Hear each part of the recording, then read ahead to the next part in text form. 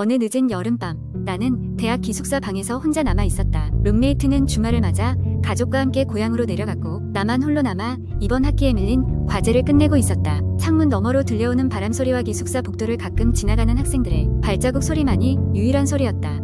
나는 노트북 화면에 집중하며 지쳐가고 있었는데 그때였다.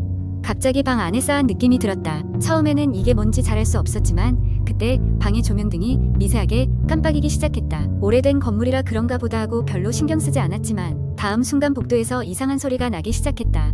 마치 누군가 벽을 긁는 듯한 소리였다. 나는 잠시 소리의 방향을 주의 깊게 들었다. 소리는 점점 내 방에 가까워지고 있는 듯했다. 순간 등골이 오싹해지는 기분이 들었고 자연스럽게 문 쪽을 바라보게 되었다. 문 틈 아래로 그림자 같은 것이 나타나더니 그것은 꼭 문 앞에서 멈춰선 것 같았다. 나는 무언가 잘못되었다는 직감이 들었지만 그것이 무엇인지를 알 수가 없었다. 침착하게 노트북을 덮고 자리에서 일어나 문 앞으로 다가갔다. 문 밑으로 보이던 그림자는 어느새 사라졌고 나는 그것이 헛것이었기를 바라며 조심스럽게 문을 열었다.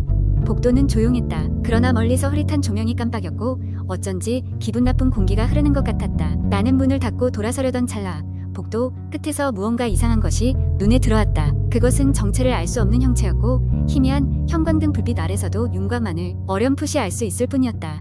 그 형체는 전혀 움직이지 않았지만 나는 본능적으로 그것이 나를 바라보고 있다는 것을 느꼈다. 두려움에 발을 빼지 못하고 가만히 서 있을 때 갑자기 형체가 움직이기 시작했다. 복도의 어둠 속에서 천천히 그러나 뚜렷이 내게 다가오고 있었다. 공포에 질려 얼어붙은 나는 어떻게 해야 할지 몰랐다. 그러다 문득 머릿속에 든 생각은 방 안으로 들어가 문을 걸어 잠그는 것뿐이었다. 나는 서둘러 방으로 뛰어들어가 문을 잠그고 숨을 죽였다. 문 뒤에서 조용히 귀를 기울였다.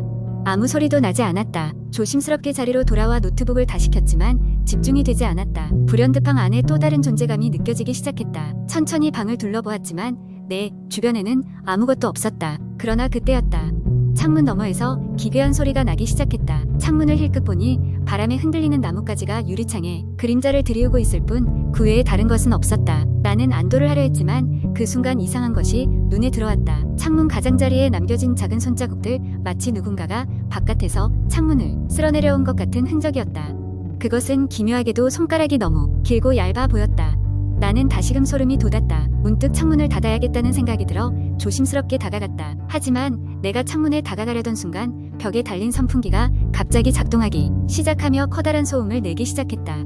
나는 놀라서 뒤로 물러섰다. 그 순간 방의 전등이 아예 꺼져버렸다. 순식간에 암흑 속에 갇힌 나는 몸을 감싸 안고 떨고 있었다. 눈을 크게 뜨려고 했지만 아무것도 보이지 않았다.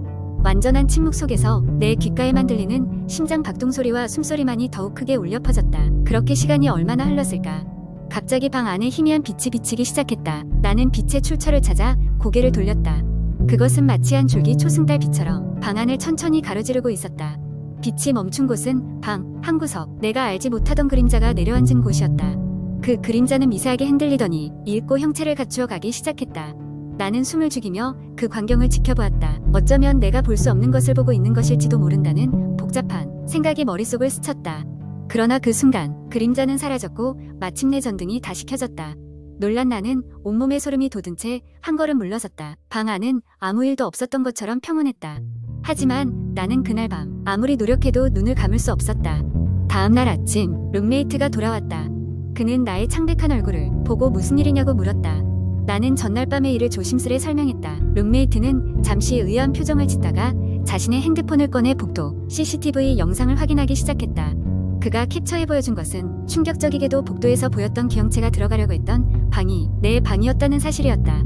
영상 속에서 형체는 흐릿한 모습으로 내 방 앞을 서성이다가 사라지고 있었다. 그날 이후로 나는 기숙사 방을 밤에 혼자 남지 않으려 노력했다. 그리고 아직도 그날 밤 그 형체가 무엇이었는지 그리고 왜 나를 찾아왔는지에 대해선 생각하고 싶지 않다. 두 번째 이야기, 한국 인터넷에는 다양한 공포썰이 많이 돌아다니는데 그 중에서도 특히 유명한 몇 가지 이야기들은 사람들의 등골을 오싹하게 만들곤 합니다.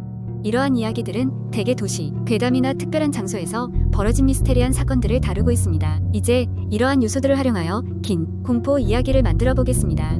한적한 시골 마을, 그곳은 자연이 아름답기로 유명하지만 몇몇 사람들은 그곳을 꺼려하기도 합니다. 이유는 바로 마을 외곽에 위치한 희미한 숲 때문입니다. 이 숲은 이름처럼 마치 안개가 짙게 끼어 있는 것처럼 희미하게 보이기 때문에 붙여진 이름이기도 하지만 숲속에서 돌이킬 수 없는 사건들이 잇따라 발생해서 그런 이름이 주어졌다는 소문도 있습니다. 수년 전 그 마을로 이사온 한 가족이 있었습니다. 김씨 가족은 도시 생활에 지쳐 보다 차분한 곳에서 새 삶을 시작하고자 했습니다. 새로 이사온 집은 숲과 가까웠고 집 마당에서 숲에 울창한 나무들이 보였습니다. 가족은 처음에는 숲을 신비롭고 아름답게 여겼지만 시간이 지날수록 그곳이 불길한 장소라는 이야기를 접하게 되었습니다. 가족의 막내 아들 지훈이는 호기심이 많았습니다. 어느 날 지훈이는 친구들과 함께 숲으로 모험을 떠나기로 결심했습니다.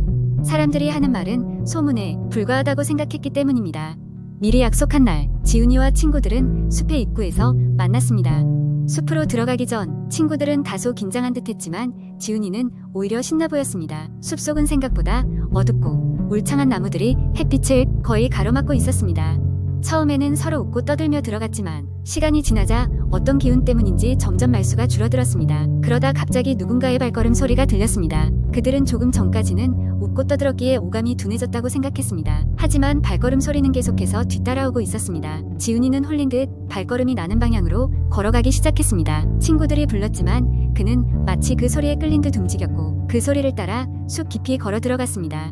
몇 분 후 지훈이는 자신이 길을 잃었다는 걸 깨달았습니다. 친구들은 보이지 않았고 모든 것이 낯설게만 느껴졌습니다. 그때 희미하게 들려오는 여자아이의 웃음소리가 그의 귀에 스며들었습니다. 그것은 유혹적이면서도 섬뜩했습니다. 지훈이는 점점 더 깊숙이 걸어갔고 마침내 작은 바위가 있는 곳에 도착했습니다. 그곳에는 낡고 해진 상자가 놓여 있었습니다. 상자 위에는 열지 말라는 문구가 있었지만 호기심이 많은 지훈이는 주저하지 않고 상자 뚜껑을 열었습니다. 그 순간 바람이 소용돌이치더니 온갖 기이한 소리들이 함께 몰려들었습니다. 지훈이는 깜짝 놀라 상자를 닫으려 했지만 그것은 이미 늦은 후였습니다. 이상한 현상은 그가 집으로 돌아온 후에도 계속되었습니다. 방 안에서는 누군가의 속삭임이 들렸고 밤이 되면 창문 밖에서 누군가의 그림자가 어른거렸습니다. 부모님은 처음에는 아이의 상상력이 지나치다고 생각했지만 밤마다 집안에서 울려 퍼지는 수상한 소리들을 듣고는 점차 두려워하게 되었습니다. 얼마 지나지 않아 가족은 마을 원로를 찾아갔습니다. 그는 그 이야기를 듣고는 얼굴이 창백해졌습니다. 원로는 과거 숲에서 있었던 비극적인 사건을 가족에게 설명했습니다. 한 소녀가 그 숲에서 실종되었고 그녀를 찾기 위해 여러 번 숲을 수색했지만 결국 그녀의 흔적은 발견되지 않았다는 것입니다. 소녀의 부모는 그 상자를 만들어 놓고 누구도 손대지 못하게 만류했지만 그 사실은 점차 잊혀갔었습니다. 결국 김씨 가족은 다시 도시로 돌아가기로 했습니다. 지훈이 또한 이 사건 이후로는 절대 숲에 근처에도 가지 않겠다고 다짐했습니다. 그날 이후로도 희미한 숲에서는 이상한 소리들이 종종 들리긴 했지만 다행히도 그 가족에게 더 큰 해는 끼치지 않았다고 전해집니다. 이 이야기는 여전히 마을 주민들 사이에서 회자되며 숲에 대한 경고로 남아있습니다. 그리고 그 숲은 여전히 다가서는 이를 삼킬 듯한 짙은 그림자를 들이우고 있다고 합니다. 세 번째 이야기. 대학생 시절 나는 여름방학을 맞아 친구들과 함께 여행을 계획했다. 우리는 인적이 드문 한 시골 마을에 위치한 작은 펜션을 예약했다. 인터넷에서 후기가 거의 없었지만 저렴한 가격과 더불어 조용한 분위기에 끌려 우리는 그곳으로 향했다. 펜션에 도착했을 때 주인은 자리를 비운 상태였다. 우리는 문 앞에 작은 탁자 위에 놓인 열쇠를 찾아 들어갔다. 안은 꽤나 오래된 인테리어로 채워져 있었고 벽에는 색이 바랜 가족 사진들이 걸려 있었다. 순간적으로 우리는 약간의 불안함을 느꼈지만 오랜만에 여행이 주는 설렘이 그 감정을 덮어버렸다. 첫날 밤 우리는 밤하늘의 별을 감상하며 즐거운 시간을 보냈다. 그러나 방으로 돌아오자 갑작스런 오한이 몸을 휘감았다.